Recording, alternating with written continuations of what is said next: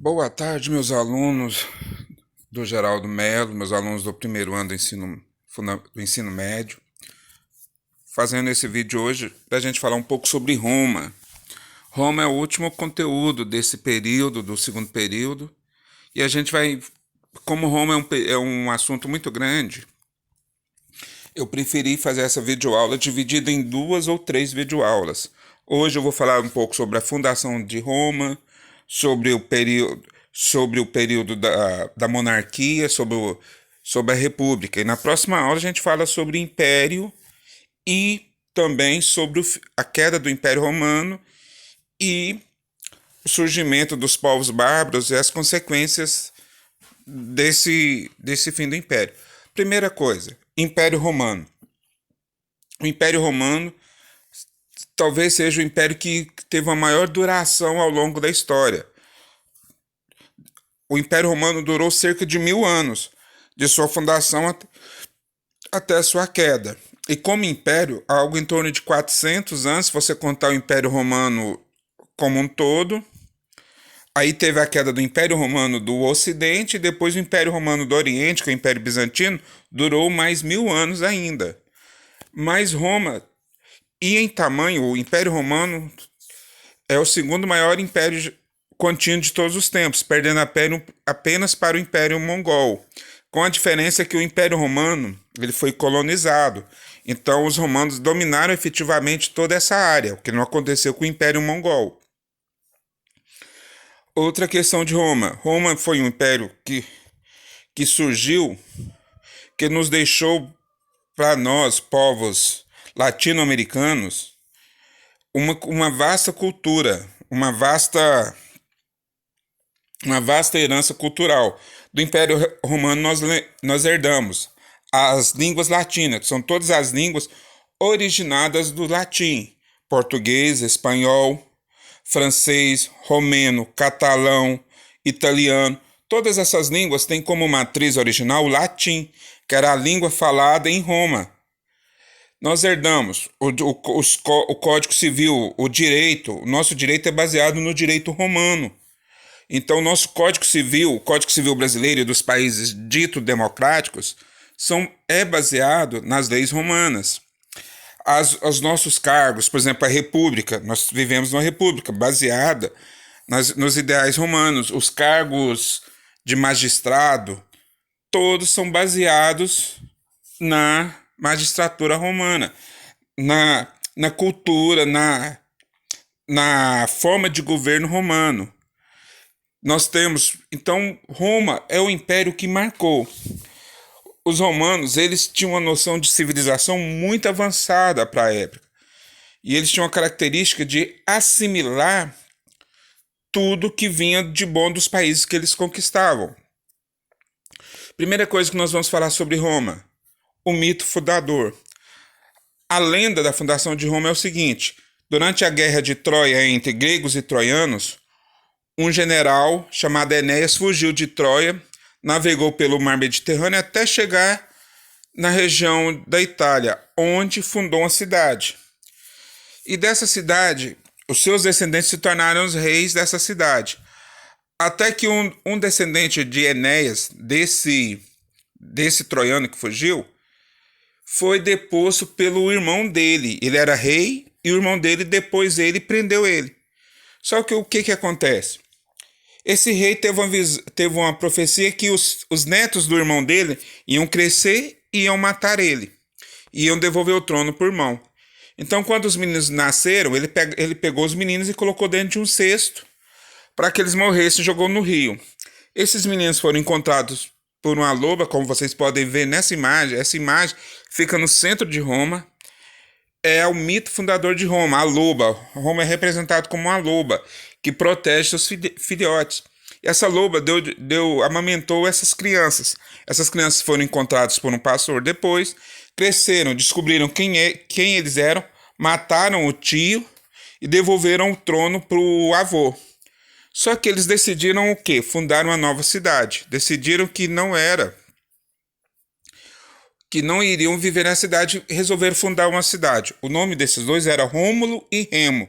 Rômulo pegou uma vara e traçou os limites da cidade, e falou que naquela cidade ali ninguém invadiria Roma e sairia impune. O irmão dele riu dele e atravessou a linha que ele marcou. Ele foi e matou o irmão, para todo mundo ver que ele estava falando sério. Que ninguém invadiria Roma e sairia impune. E durante mais de 1000 anos, Roma nunca foi invadida e foi destruída. Isso foi no ano 700 e tantos antes de Cristo. Apenas no ano 300 e pouco que Roma foi invadida e foi saqueada. Então Roma permaneceu como uma grande potência. E dessa marcação surgiu a cidade de Roma. Essa é a origem mitológica. E as grandes famílias de Roma se diziam originadas dessa fundação. Ou eram de Rômulo ou dos aliados, dos primeiros, que Rômulo juntou ao lado dele um punhado de bandidos, de gente de todo jeito para formar um exército. Então eles se dizem oriundos dessas primeiras famílias. Mas qual que é a origem que é a arqueologia, que é a histórica? Roma era uma vila pequena, bem no meio da Itália, entre 7 montanhas. A Roma é cercada por 7 montanhas. E com o tempo chegou um povo muito poderoso e misturou com o pessoal que vinha em Roma. As pessoas que viviam em Roma é chamado de latinos. Dessas pessoas, esse povo que veio e misturou com Roma, com os romanos que viviam ali, são chamados de etruscos. E esse povo que tinha uma cultura parecida com a grega, trouxeram grandes novidades para Roma.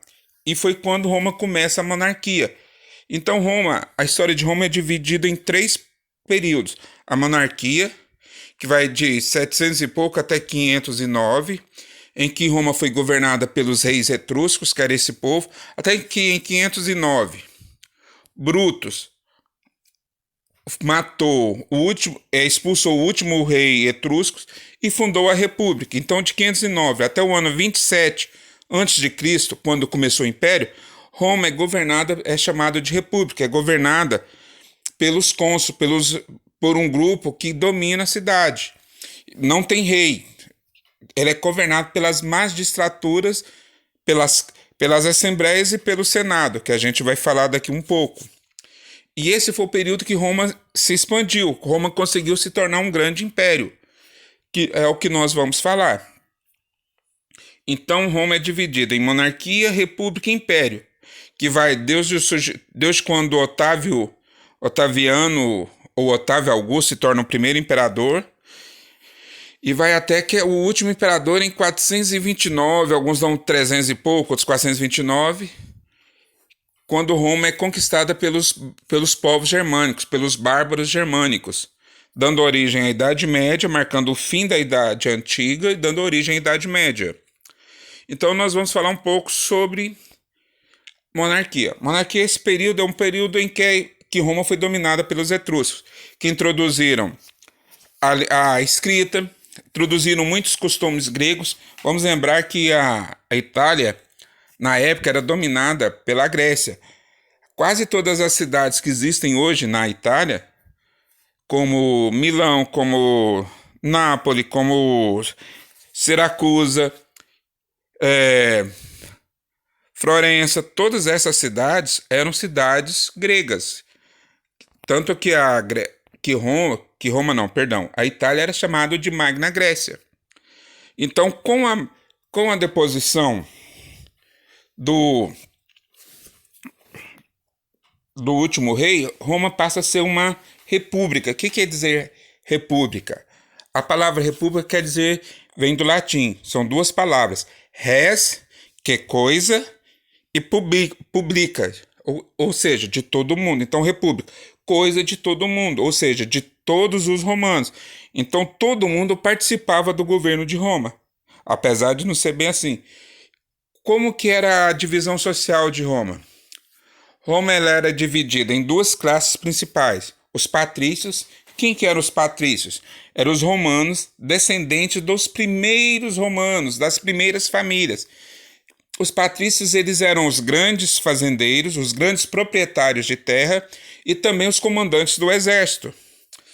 Eles eram que tinham todo o direito.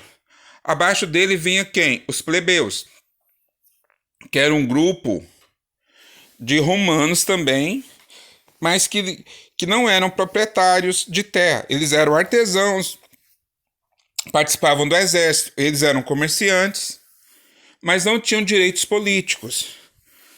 Depois, quando Roma começa a se tornar um império, nós temos o cliente, como vocês podem ver aí nessa pirâmide, os clientes que eram plebeus que se tornavam ricos e se aliavam aos patrícios para ter alguma vantagem política, e à medida que Roma vai se tornando império, nós temos os escravos. E como que Roma era governada? Roma era governada pelo Senado, que era formado pelos patrícios acima de 60 anos, e esse Senado era quem governava Roma. Esse Senado ele escolhia as magistraturas, que seria o equivalente a cargos executivos. O Senado eles se reuniam e escolhiam entre os patrícios pessoas para terem os vários cargos públicos. Quais eram os principais cargos públicos romanos? Eles eram eleitos para mandatos de 1 ano e eram o edil, que era o responsável por aplicar a justiça, os cônsules, que eram 2 cônsules, que era responsável por governar a cidade. Então o Senado precisava como se fosse um prefeito. Não, nós vamos escolher entre a gente 2 prefeitos para governar a cidade durante 1 ano. E também eram os comandantes dos exércitos. Nós temos os questores, que eram responsáveis por questões de imposto. Nós temos os censores, que faziam censo e também aplicavam a justiça, e os pretores, que seriam o equivalente ao chefe da polícia. Então essas eram as magistraturas romanas: o cônsul, o pretor, o questor, o censor e o edil.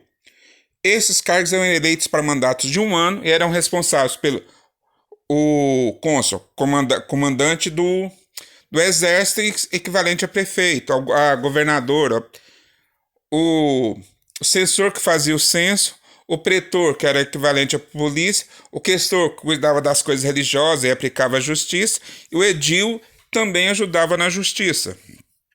Então esses eram os cargos. Com o tempo, os plebeus, que era a grande maioria, começaram também a questionar por que eles não tinham direitos políticos, e passou também a ter direitos. Eles conseguiram, através de muita luta, através de muitas guerras, a terem direitos. Entre os direitos principais que os plebeus conseguiram: a Assembleia da Plebe. Essa Assembleia era uma reunião dos plebeus, que eram os romanos pobres, e eles podiam escolher entre eles um tribuno da plebe. O que esse tribuno fazia? Ele ia brigar junto ao Senado e ia questionar direitos para os plebeus. E também, quando fizesse alguma lei contra os plebeus, ele poderia vetar. Tinha o direito de não aceitar uma lei que fosse prejudicial aos plebeus. Nesse período também nós temos o quê? O surgimento das leis escritas romanas. Graças ao tribuno da plebe e as brigas entre a plebe e os patrícios. Vamos lembrar patrício, gente? O que nos lembra? Lembra de patricinha. Por que patricinha? Aquela menina rica que não faz nada. Então, os patrícios eram a mesma coisa, eram os grandes fazendeiros, os filhos de grandes proprietários que não faziam nada. Apenas viviam para discutir política ou comandar os exércitos. Depois eu vou falar sobre a legião romana, da importância da legião romana para o império. Então, nesse período, Roma era dividido assim: por último, os escravos, que poderiam ser escravos ou do governo ou da própria Roma, ou escravos de particulares.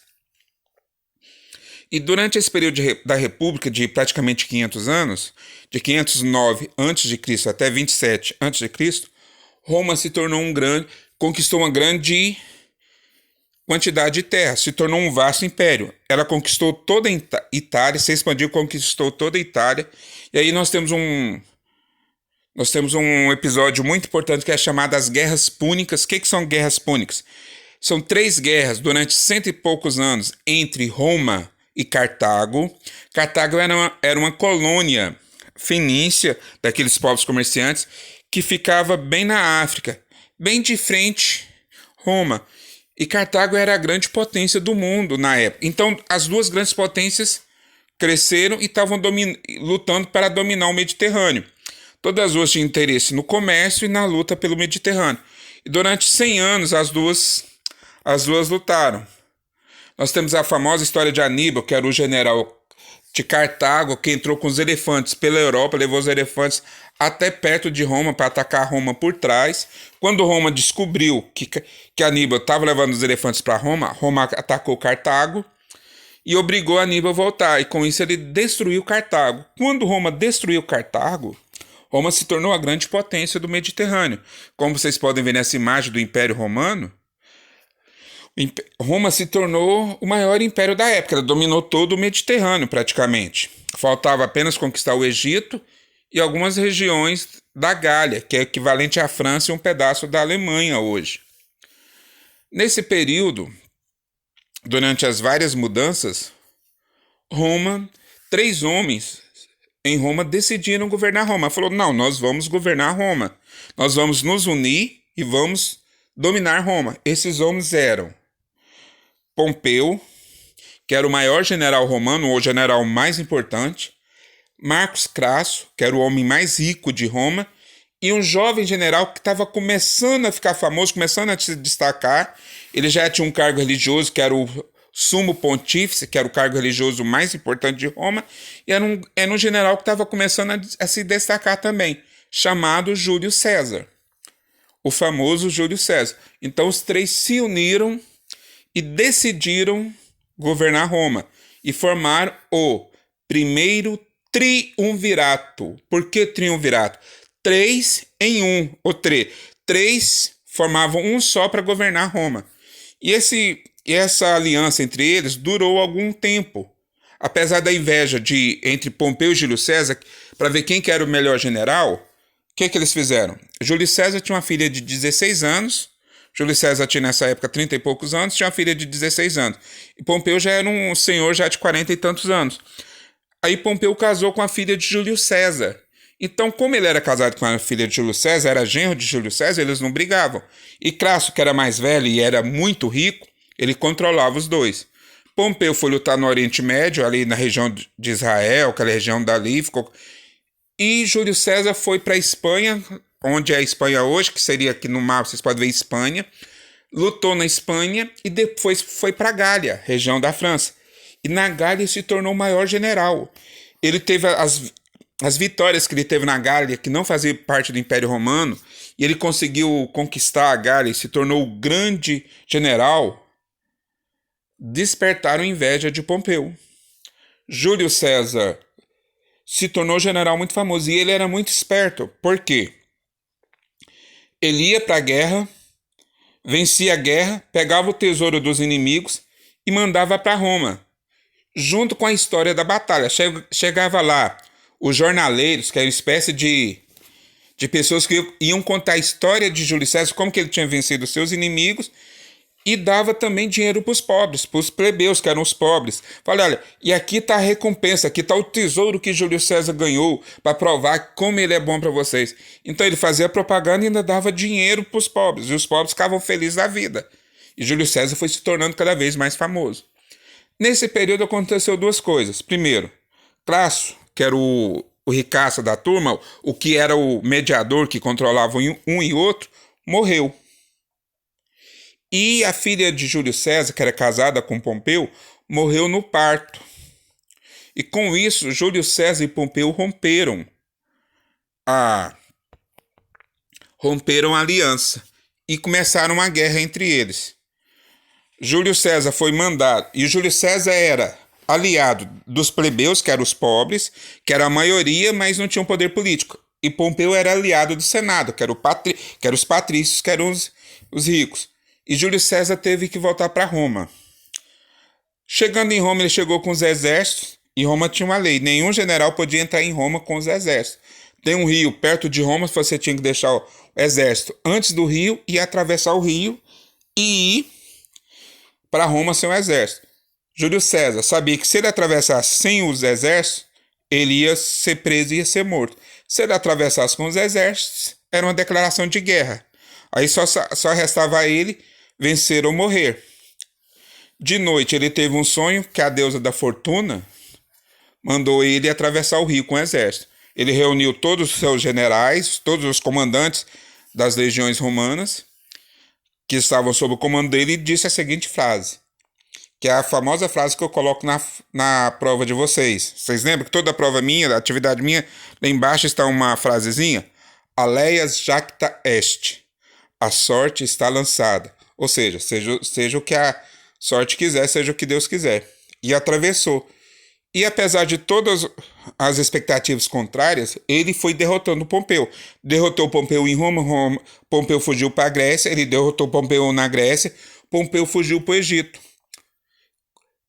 Aí quando Pompeu fugiu para o Egito, Júlio César, que era o rei das frases, disse outra frase famosa também. Vini, vini, vence. Vim, vi e venci. E foi atrás de Pompeu para capturar e matar Pompeu, ou prender Pompeu. Quando ele chegou no Egito, que Pompeu fugiu para Alexandria, no Egito, que foi a cidade que era a sede do governo do Egito, que foi a cidade fundada pelo Alexandre, que eu falei na outra aula, Pompeu estava em guerra entre os dois irmãos. Os dois irmãos, na tradição egípcia, um irmão casava com a irmã e se tornavam os dois faraós do Egito. Então Cleópatra, que era casada com o irmão dela, Ptolomeu, estava em guerra pelo trono, todos os dois faraós. Cleópatra tinha fugido e Ptolomeu, quando viu Pompeu chegando, ficou com medo de Júlio César e matou Pompeu. Quando Júlio César chegou, eles entregaram a cabeça de Pompeu. E aquilo para Júlio César foi o fim do mundo, porque outra famosa frase de Júlio César, apenas um romano pode matar um romano, ou seja, ele é meu inimigo, mas é romano. Eu posso, vocês não podem. E nesse momento, Cleópatra, sabendo que Júlio César estava em Alexandria, ela pediu para o escravo enrolar ela dentro de um tapete e conseguiu entrar no palácio como se fosse um presente para Júlio César. Júlio César já com seus 40 anos, 40 e poucos anos, e ela com 18. Quando Júlio César desenrola o tapete, encontra aquela moça, muito bonita e muito inteligente. Uns dizem até que ela não era tão bonita, que ela não tinha uma beleza exagerada, mas que era extremamente inteligente. E Júlio César se apaixona por ela. Persegue e mata o irmão dela e põe ela no trono. E junto com ela, ele volta para Roma e se torna ditador de Roma. Na prática, se torna o primeiro imperador. E praticamente acaba com a república. Ele se torna o príncipe, ou seja, o primeiro homem, o ditador, aquele que vai governar Roma. Até sua morte em 44 a.C. Vários senadores revoltados com isso resolvem matar Júlio César. E chamam Júlio César para uma reunião do Senado. Quando eles chegam lá, eles dão 23 punhaladas em Júlio César e matam Júlio César. Eles achavam o seguinte, que a população de Roma iam se reunir, iam apoiá-los, né, porque eles mataram o ditador Júlio César, que queria acabar com a república. Só que Júlio César era amado pelo povo e a população não apoiou eles. Nesse momento, os 3 generais de Júlio César, Otaviano, que era sobrinho de Júlio César, e o Júlio César tinha adotado ele como herdeiro, Marco Antônio, que era o outro general muito importante, e Lepto, que eram os 3 generais principais de Júlio César, se unem para perseguir e matar os caras que mataram Júlio César. E formam assim o segundo triunvirato. E assim a gente encerra essa aula de hoje. Na próxima aula eu vou falar sobre o segundo triunvirato e como que Otaviano se torna Otávio Augusto, o primeiro imperador. E a gente encerra por hoje essa aula.